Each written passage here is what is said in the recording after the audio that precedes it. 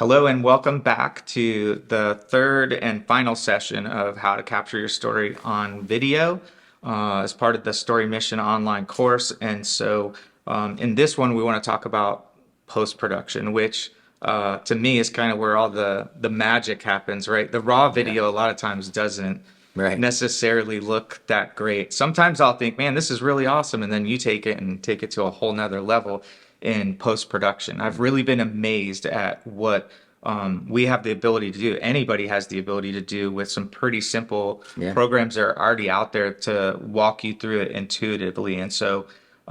Let's talk about editing, what we have the capability to do in post production with editing, and then some of the programs that are out there to help people do these things. This is where you see those videos on YouTube and you're like, wow, that was professionally done, man. It's got hmm music in the background and all these clean transitions, and there's an hmm intro and an outro and text on the screen and Right. all of that. But the average Joe can do these things at this point, right? Sure. Yeah.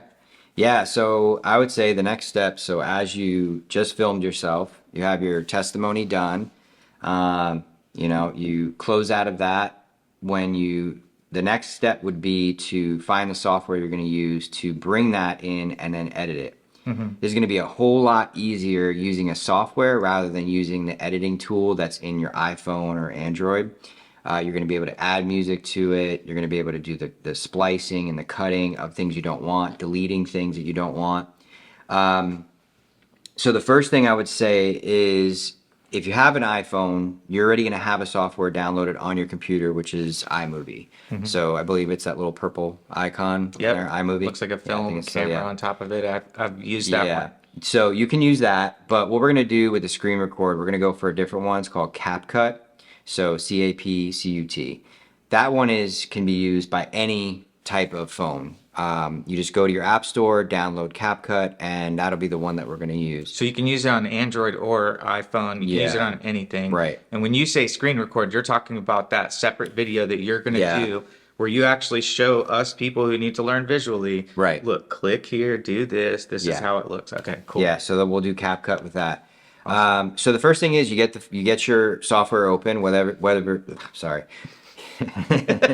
What he said. This is why you want to be able to cut things and Yeah, edit. exactly. So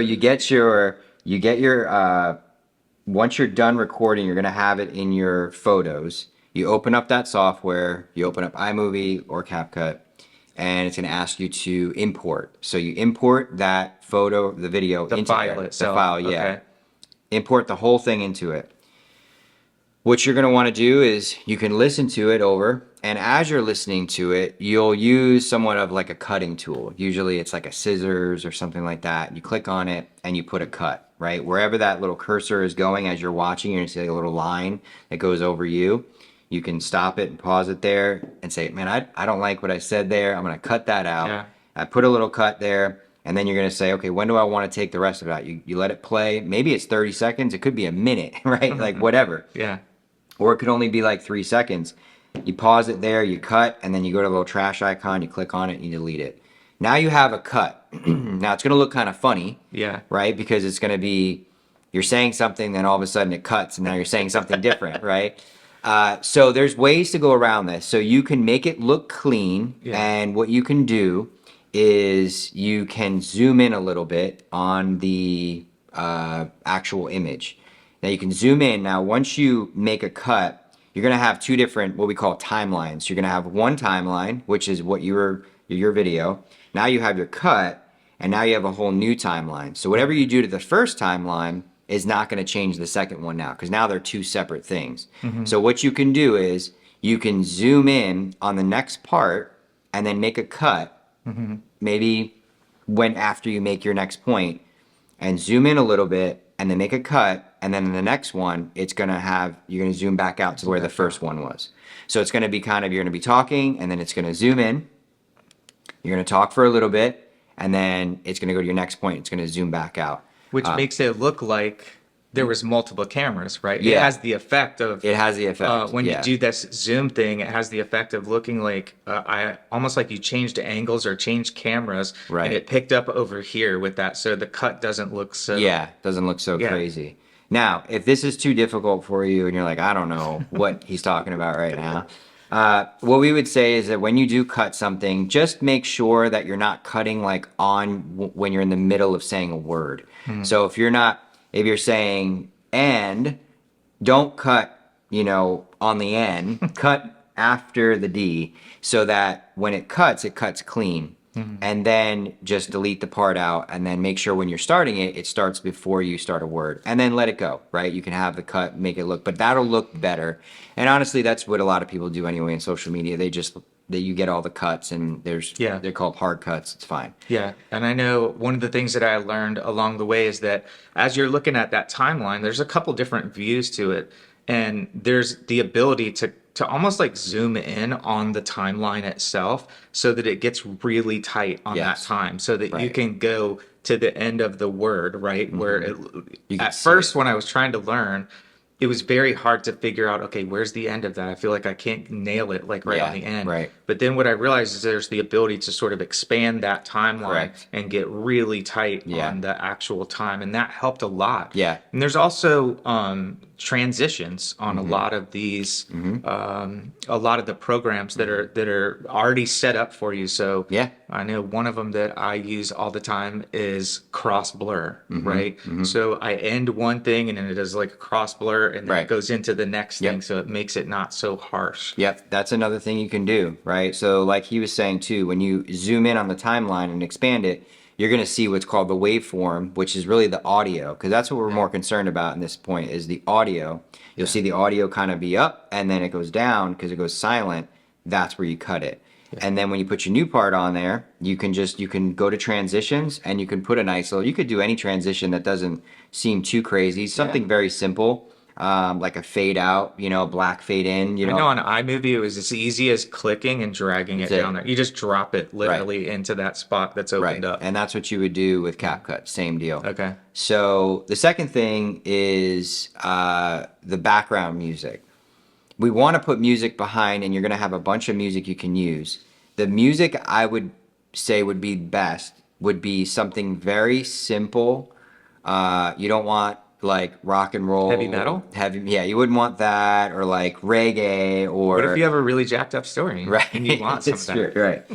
But really, to the point is that you want the music really to almost not be heard. Like something's there, but it's not It's overpowering you. Yeah, very subtle in the background. So that's two things. So pick the music. What I would say, go for more of like a cinematic sound, like pianos or strings. Instrumental. Yeah, like mainly all instrumental. I wouldn't go with anything that has lyrics over it at Okay, all. Don't okay. do that at all. So just go with something that's like cinematics, some pianos, some strings, like an orchestra style. Think of like a movie, right? Like something that's just has kind of a mellow tone to it, and then decrease the volume on the music. Yeah, a lot. I learned that also that the volume of your voice, the volume of the background music can be controlled separately. And a lot of times that volume on the music is down at like a 10% or Yeah. maybe even less than that. So Yeah. you're right. It's just faint.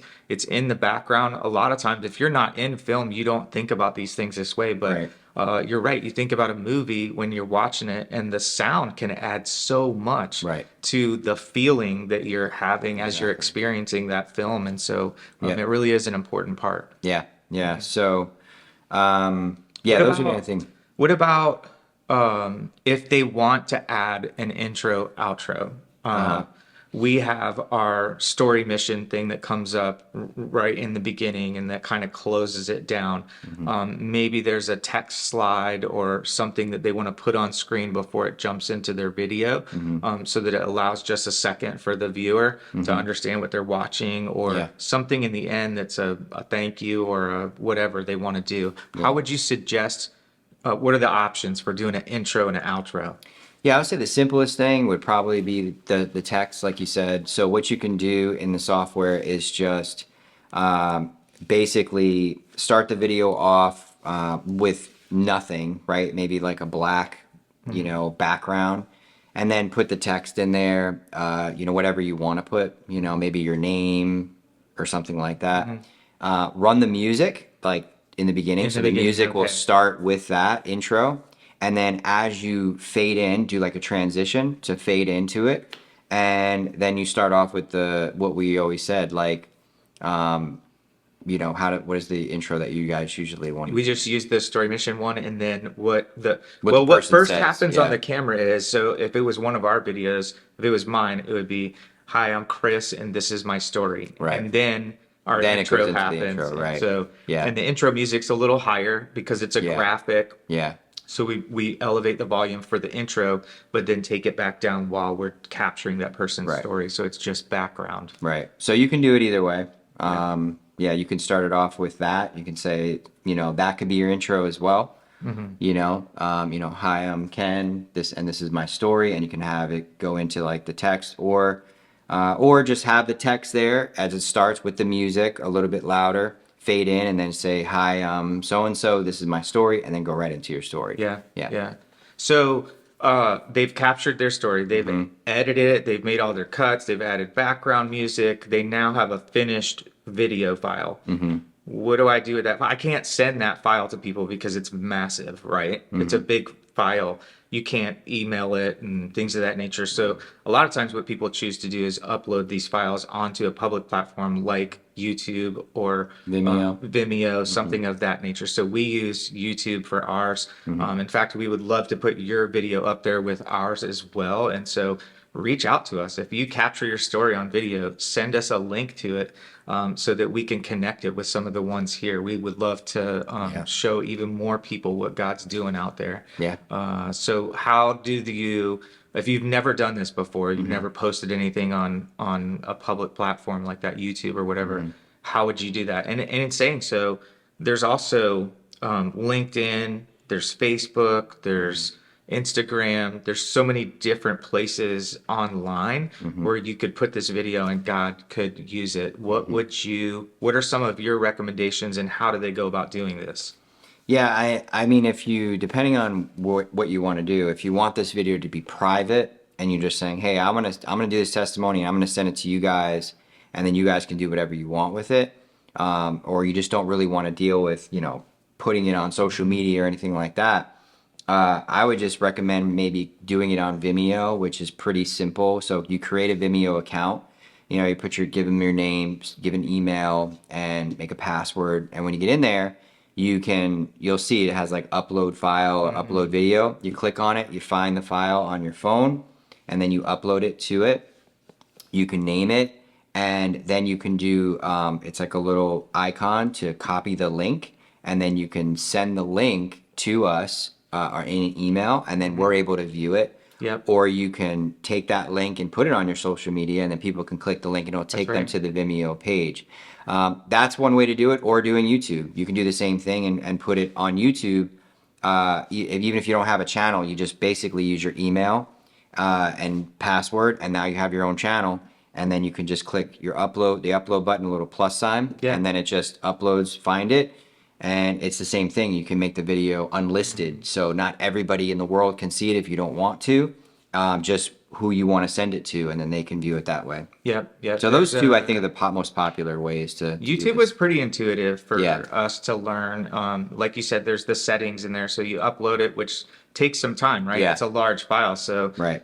this is something that kind of you'll have working in the background, and then as it uploads it, it allows you to choose the little thumbnail photo that's Right. gonna show up when people search for it, or Yeah. when you send them the link, and then the settings, to your point about privacy and a number of other things, so Yeah.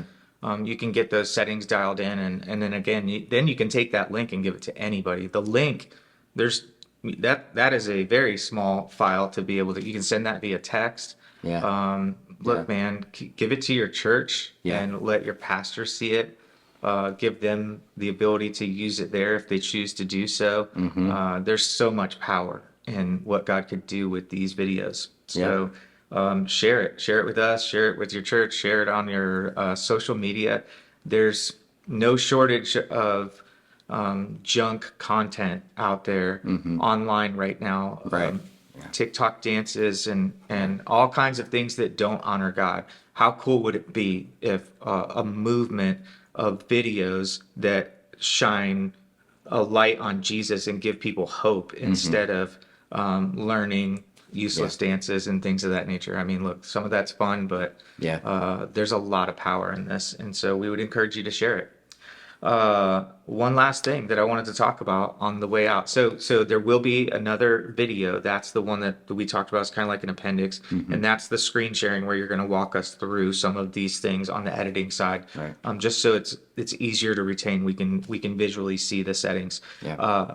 But one more thing I wanted to mention is that if you like this idea of capturing a video really simple on your iPhone, we're actually shooting on an iPhone right now. This There you whole go. video, all of the videos from this series, this online course, were shot on an iPhone. So just to prove that you can do this.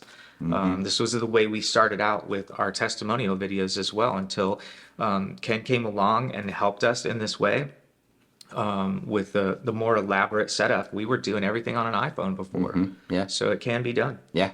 And it can look good. And, like I said, it's probably 80%, or let's say this, it's probably 50% of your video is going to be the lighting, and the other 40% is going to be your audio, and then 10% is going to be the actual camera. So if you have really good lighting, really good audio, people are going to be engaged. Yeah. Awesome. Well, thank you so much for trusting us to go on this journey and for being part of our story, number one. And we would love to be a bigger part in your story. So, again, we hope we get to see the video that you produce and be able to share that out there with you. Yeah. Thanks a lot.